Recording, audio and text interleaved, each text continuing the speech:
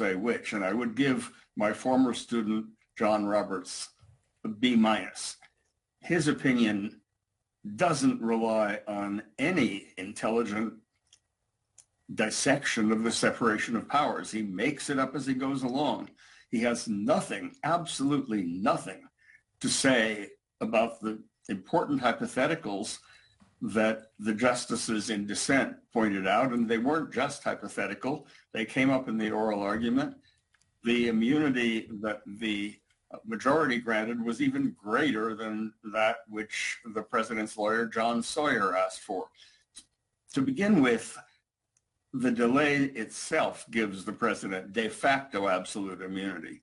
More than that, the dissenters, especially Justice Jackson, pointed out that the court has it upside down, almost like the upside down flag that Alito flew, has it upside down when it says that if the president uses his official powers to commit crimes, all crimes apparently, including murder, then he gets either absolute immunity if the power is at the absolute core, or presumptive immunity, which is a vague notion, if the immunity is for an official act.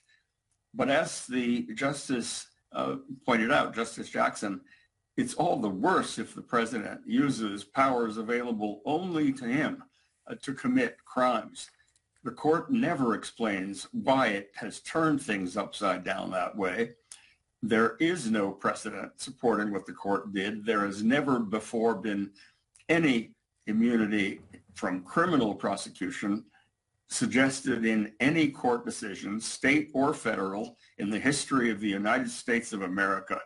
This is a sad day, not just because of the license it gives to Donald Trump, should he ever become president again, to get rid of this case altogether and commit all manner of crimes without ever being held accountable, but because of what it does to the future of the country.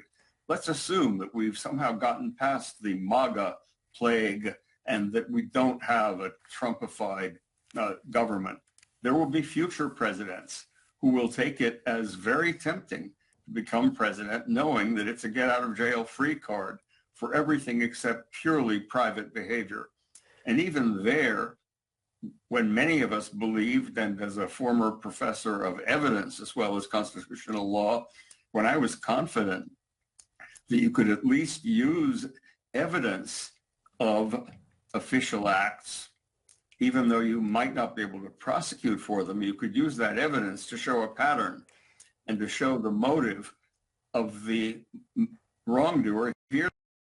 Here the court says you can't look at motive. It doesn't matter if the former president is trying to benefit himself rather than the country. And that is only Justice Barrett disagreed with the men on the court when she said that at least the evidence should be used. Exactly. So this is a disastrous decision. Evidence certainly coming up a lot. I'd love to get your take as well. Justice Clarence Thomas raised some questions about whether the Attorney General, Merrick Garland, had actually violated the Constitution when he appointed Jack Smith as special counsel.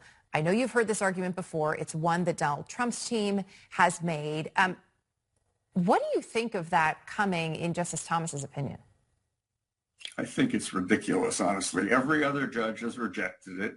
No other justice found it even worth commenting on. The lawyers for Donald Trump didn't press it in the argument below. It makes no sense. The laws make it clear that the Attorney General has the power to promulgate regulations in accord with the Administrative Procedure Act, delegating partial authority over particular matters to subordinates. The special counsel is a subordinate.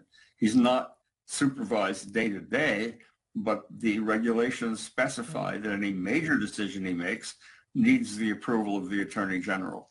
So Justice Thomas just got it completely wrong in that bizarre separate concurrence. Laurence Tribe, always good to have you with us. I have a feeling, as you noted, you were in your grading. I have a feeling this will come up quite often for you as you move into the fall. Thank you again for being with us tonight.